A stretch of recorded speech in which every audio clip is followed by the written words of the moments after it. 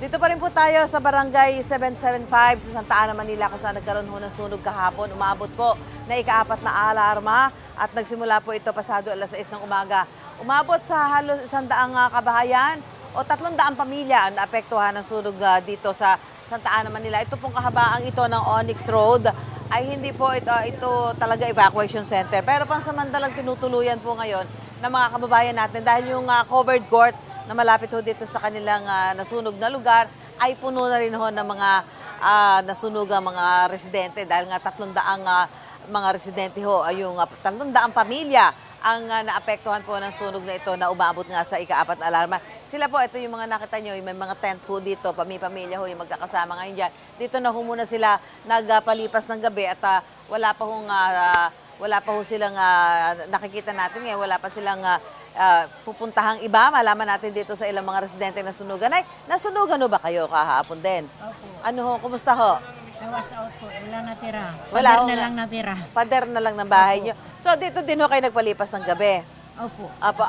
Ano ho ang may sinabi ba sa inyo kung saan kayo lilipat? Kasi kalsada ho ito, di ba? Wala po. Wala po. So, dito ho muna kayo. Opo. Paano ho? Kumusta ho yung pagtulog nyo kagabi? Eh, hindi nga po nakatulog na maayos eh. Ah. Mainit. Mainit? Opo. Opo. So, yung anong nakatanggap na ba kayo ng tulong? Pagkain, ganyan? Pagkain lang po. Pagkain lang. Ngayong umaga ho, meron na? Wala pa po. Kagabi po? Meron po. Kagabi Pagkain meron. din. So, kahapon dito din agad kayo tumuloy? Opo. At wala pa akong sinabi na kasi kalsada ito ay kailangan mag-maayos din to. Wala akong sinabi kung saan muna kayo lilipat. Wala po. So dito ho muna kayo. Opo. Kayo po, nasunugan din kayo Opo. kahapon. May nailigtas ho ba kayo? Wala po. Kasi nga po biglaan talaga yung sunog, kumalat talaga bigla. Kasi nga may dumating ilang bombero, wala naman pong tubig. Tapos nahirapan po rin sila ilatag yung papuntang looban kasi masikip lang yung daanan, halos isang tao lang makakadaan. Tapos yung mga taong lumilikas din kasalubungan nila. Oo. Kaya talaga yung hangin po, pag ganun po, kaya dito lahat apektado. Ngayon dito ho ay nasa kalsada kayo, di ba? Ay, kumusta ho yung magdamag nyo? Ay, mahirap po kasi makatulog, lalo yung mga bata. Ilan na ba anak Nainita- niyo? 3 po. Opo. So may sinabi ba sa inyo kung kayo ay lilipat, saan, kung sakali Hindi po, man? pansamantala po, dito po kami na ni chairman muna. Dito muna kayo sa kalsada Oo, sa talaga? kalsada. Kasi wala naman po kaming court talaga dito sa barangay. Tapos ongoing pa po yung paggawa ng barangay hall namin. Kaya dito po talaga lang wala po. So, kumusta ho yung magdamag nyo? Ang hirap po balisa kasi parang trauma eh. Kasi lalo po kahapon, yung bomberong natabunan, ako po yung nakakita doon mismo sa bahay namin.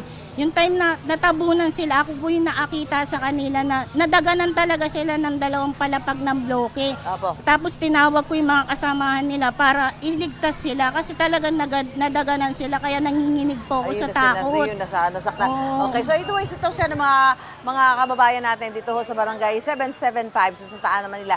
Itong Onyx Street, bahagi po ng Onyx Street, pansamantala ho nila inookupa at wala pa hong sinasabi ngayon kung saan sila maaaring pansamantalang lumikas habang hindi pa naitatayo yung kanilang mga nasunog na bahay dito nga ho sa bahaging ito ng Barangay 775 sa Santa Ana, Manila. Yan po muna ang sitwasyon. Balik muna tayo sa studio.